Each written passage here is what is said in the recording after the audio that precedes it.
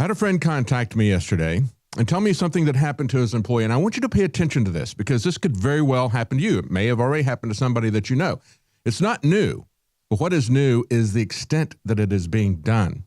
It's a scam. It's outrageous. And when you first hear it, it is absolutely unbelievable, but it's absolutely true. Let me tell you what happened. This guy his employee, very successful employee, has a job, has a home.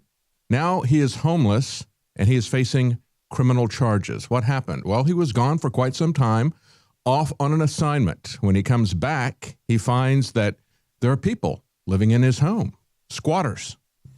About 6 or more Middle Eastern people who are immigrants, refugees, whatever, and they refuse to leave. So he calls the police. When the police arrive, they produce a utility bill that they have now taken out in their name. The police say, well, they've got documentation here, and he says, but there's no lease. They said, well, we're on a month-to-month basis, and we're paying cash. Totally lying, of course. But because there is a dispute, because they do have some paperwork showing their name at that address, the police say, we can't do anything about this. This is now a dispute between two parties. That's not what the police do. You're going to have to take this into the courts and resolve this in a civil manner. So they turn him away. He goes in the very next day. He's got all of his paperwork together. He gets an eviction notice, 24 hours notice of inspection, so forth. He shows up. Now the house is fortified. They've changed the locks. They have put boards over the windows and reinforced them from the inside, and they refuse to accept any of this paperwork. Frustrated, as you or I would typically be, most of us would be in this situation, he breaks in. He notices that virtually all of his possessions are now gone, and there's just these Middle Eastern people there. Harsh words began, and violence ensues. The police are called again, and he is arrested, charged criminally with breaking and entering into his own home and other issues. Now, how did this happen? This is called adverse possession, and it's a large category of these types of things. But squatting is something that's been done quite some time. It's now going to take him, at the very least, just to get them out of his home, 90 to 120 days to evict them. But you have to understand just how easy this is to do. And as my friend, his employer, went down to bail him out and talked to the police chief was very sympathetic. He knew this really had happened, but there really wasn't anything he could do in order to take sides with this. He told him this is something that's happening increasingly. This is here in Texas, in a small town. It's not a big town. And my friend asked him, is this CARE? Is this La Raza? Is this, MS-13? What is it? He goes, I can't really say anything except that we're investigating it. You have to understand that when we talk about undocumented immigrants, we're talking about people who are foreign citizens who come here and criminally trespass, aren't we? That's the essence of it. They're not just illegal aliens.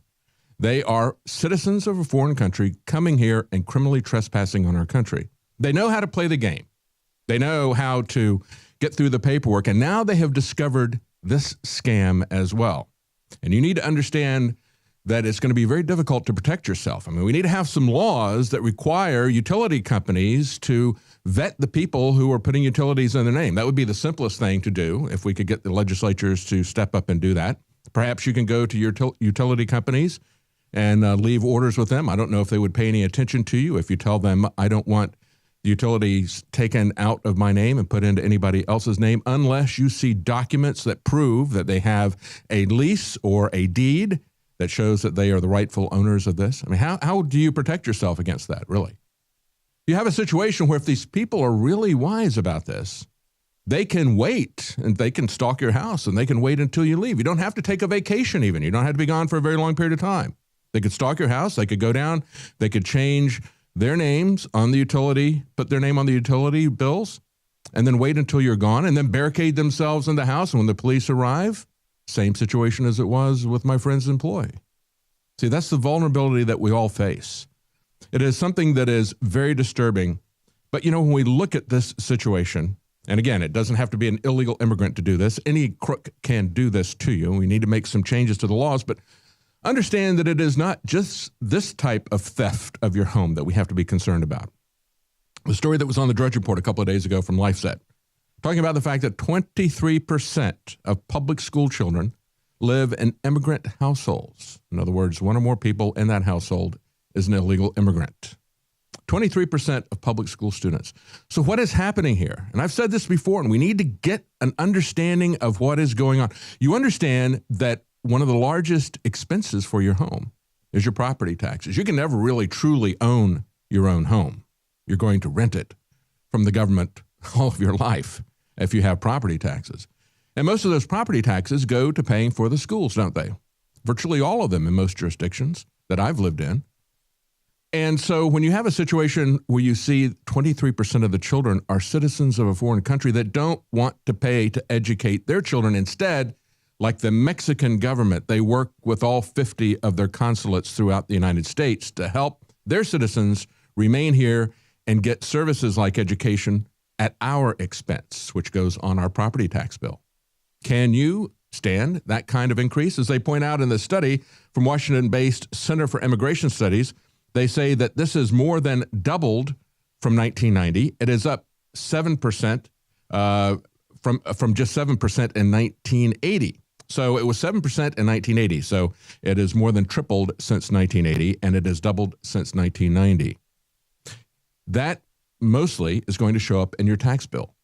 Can you stand that kind of increase? What is it going to do? It's going to put homeownership out of the reach of most people. That was the American dream. That's going to be sacrificed for dreamers who are coming here for free education at your expense because their government refuses to pay for it. And then, of course, what is going to happen is that even if you're not going to have a house, even if you're in an apartment because you can't afford a house any longer, your apartment is going to shrink. What you can afford in an apartment is going to shrink because the property taxes will be reflected in your rentals. Even though they're not going to be itemized, it will be part of the rent that you pay.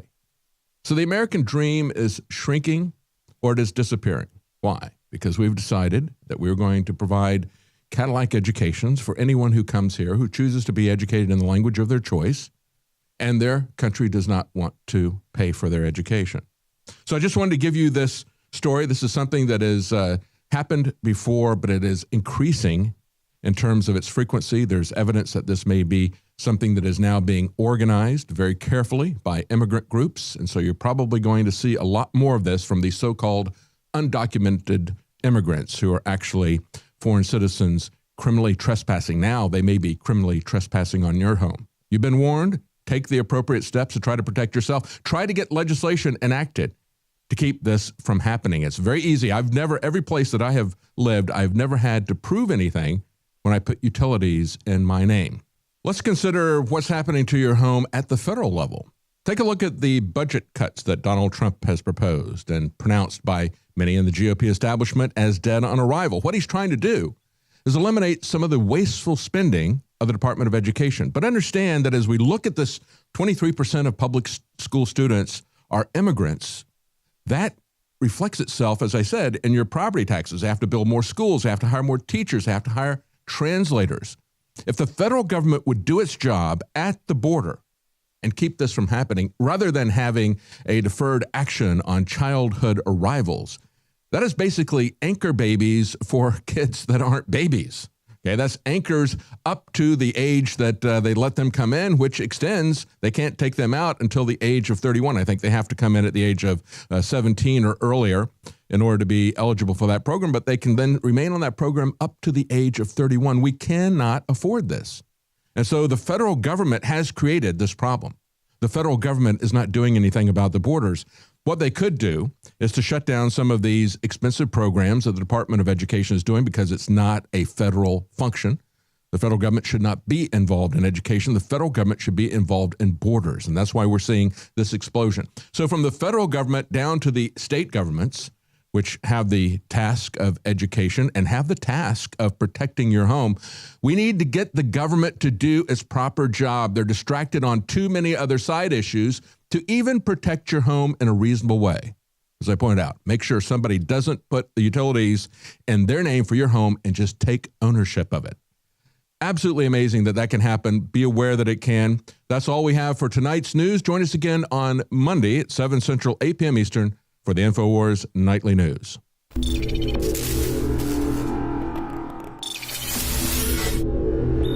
In case you haven't heard, InfoWars has become the most influential media outlet in America. We're making freedom go viral. And now we are proud to announce a new weapon in the epic battle against the globalists. InfoWars Prime, where you can watch live high-definition feeds of The Alex Jones Show, plus exclusive insider videos from the InfoWars crew and behind-the-scenes action. Go to Infowars.com/app and download today. InfoWars Prime is available right now for your iPhone or Android. You will have access to exclusive videos that you can't see anywhere else. And that means live coverage of events and breaking news on location as it happens. You can also take advantage of amazing deals from the InfoWars store that are only available for InfoWars Prime subscribers. That's InfoWars Prime at Infowars.com/app. If you can hear my voice, you are the resistance.